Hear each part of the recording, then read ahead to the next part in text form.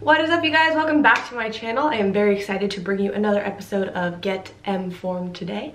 If you're not familiar with what Get EMFORMED is, it is basically a series where I sit down and talk about some training or nutrition related topic and explain some of the science behind it, the importance behind it, things of that nature. I am very excited to bring you today's episode. For those of you that are new here, welcome. I'm so excited to have you. If you are a new viewer or a new subscriber, please leave a comment below and just let me know that you're new. I would love to say hi. If you are curious about my own personal credibility, which I always encourage you to ask the people that you are listening to, like, hey, why should I be listening to you? I'm an undergraduate student in kinesiology or exercise science, whatever you would like to call it. I am also a sports nutrition specialist through the ISSN, which is the International Society of Sports Nutrition. If you are wondering about the information in today's video, it is from the standards set and the guidelines set by the NSCAA, which is the National Strength and Conditioning Association. I do have to take strength and conditioning courses in my undergraduate program. I do not have my CSCS yet because I'm not eligible to take the exam yet, but that is definitely something that I plan to do once I'm eligible to. But anyway, if you are curious, this little book right here, not little, it's giant. This book right here is where the majority of this information is derived from. I would say like 99% of this information, because this is literally what I learned in school. In today's video, we are going to be talking about proper warm-ups for training or for sport. So in my last video, I talked to you guys about PNF stretching, which is proprioceptive neuromuscular facilitative stretching. And that is a form of static stretching. In that video, you guys asked to include more stuff about not only stretching, but also proper warm-ups, because I made a point of saying, like, hey, you don't want to be doing static stretching before a workout. That's the improper time to do it. A warm-up is different than static stretching. So some of you guys were like, hey, could you do a video on warming up? And I was like, of course I can. If my people ask for it, you shall receive.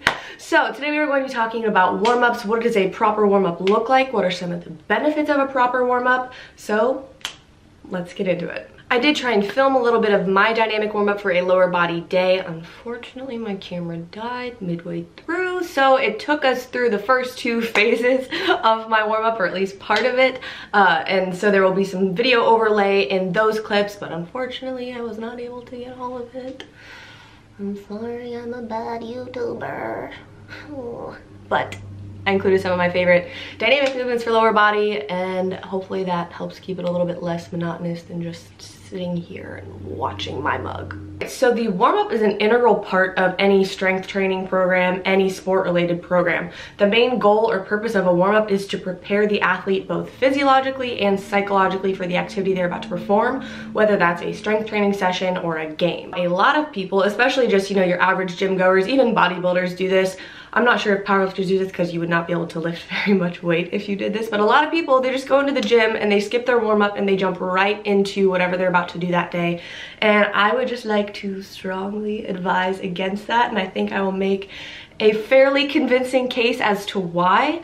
But whether you're an Olympic athlete or just a regular gym goer, warming up properly actually improves your training performance. So when it comes to warming up, you want to keep your warm-up active and dynamic. A lot of people, they still do static stretching for their warm-ups, and there's actually many studies that show that static stretching is actually not the greatest thing for your performance.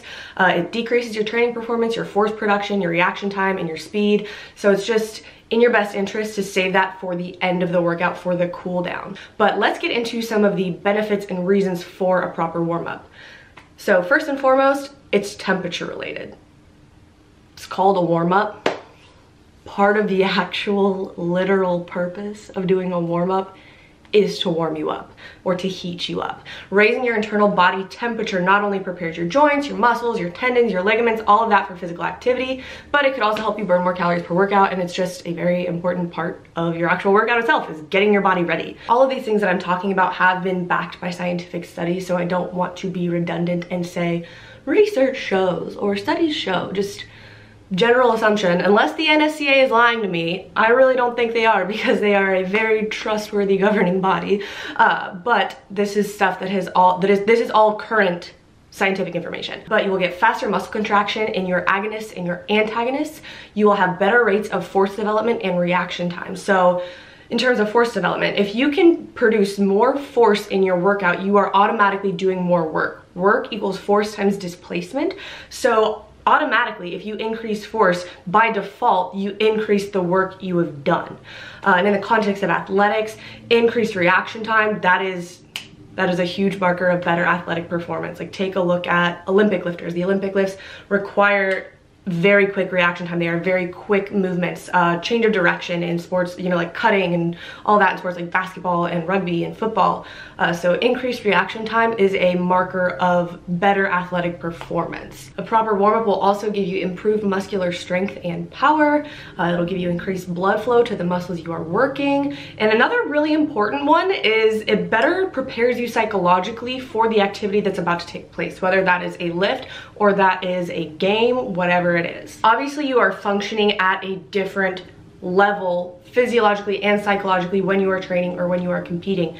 You don't just walk around every single day at your peak of athletic performance. So you walk into the gym, you're down here, you're normal. You have to get up here, and part of the point of a warm-up is to get you from baseline to performance level. So those are some of the benefits of a proper and effective warm-up. Let's get into some of the components. When you're sitting down and thinking about, okay, what is the goal of my warm-up? What should it look like? What am I trying to get out of it? Think of the acronym RAMP, R-A-M-P.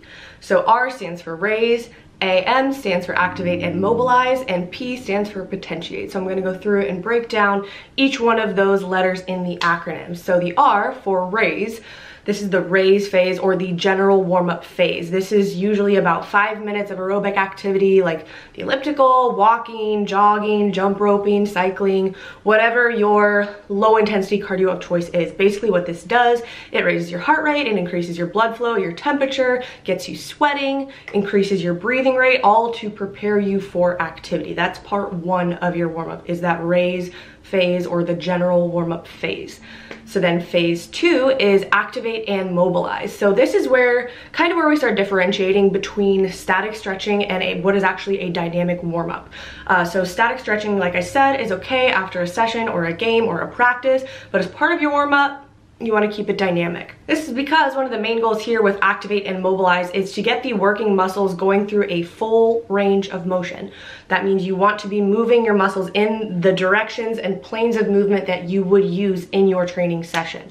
So if you're doing static stretching, you're just sitting there and you're holding a stretch, you're not moving it actively through a full range of motion, you're holding it passively. So for example, if you're training lower body, you want to warm up all of the joints, ligaments, tendons, and muscles in that body region. So for joints, you want to be warming up your hips, your knees, your ankles, all of that good stuff. And with your muscles, you want to be warming up your glutes, your hamstrings, your calves, your quadriceps, all that stuff that's up in there. That's what you're trying to get ready to perform. So throughout this AM, this activate and mobilize phase, you want to be focusing on full ranges of motion. You want to work on motor control, on the stability of those muscles and joints, on the flexibility of those muscles and joints. You're getting ready to take them from that baseline that you walked in with up to your peak performance level.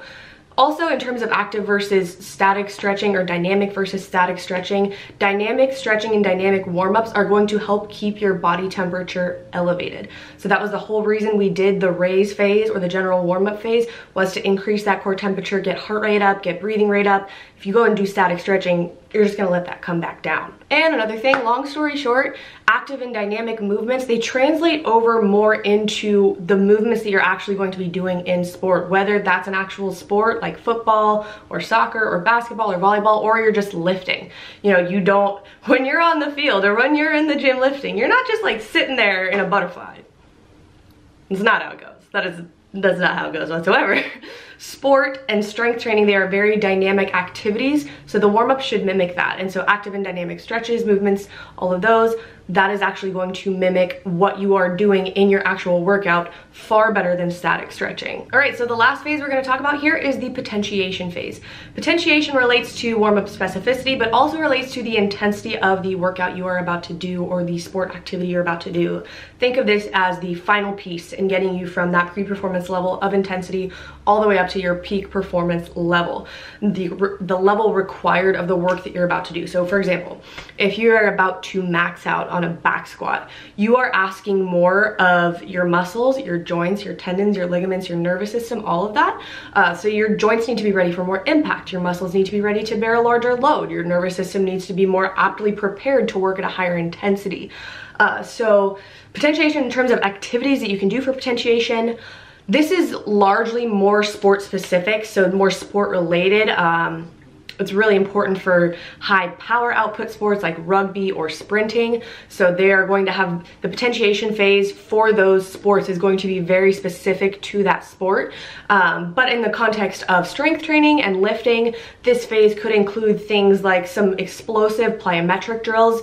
Now, this is a whole nother video in and of itself, but plyometrics are not meant to be a conditioning exercise in terms of their actual physiological purpose. Plyometrics are meant to be very explosive movements. So you want to keep these anytime really, but especially as part of your warm-up as very low rep, because the volume, you know, your sets and your reps, that is a manipulator for plyometric intensity. And if you take the intensity too high, you are completely missing the point of why you're doing plyometrics. That's more of a lesser known thing. I feel like we see all these people on the internet just like jumping around and Energizer bunnying around.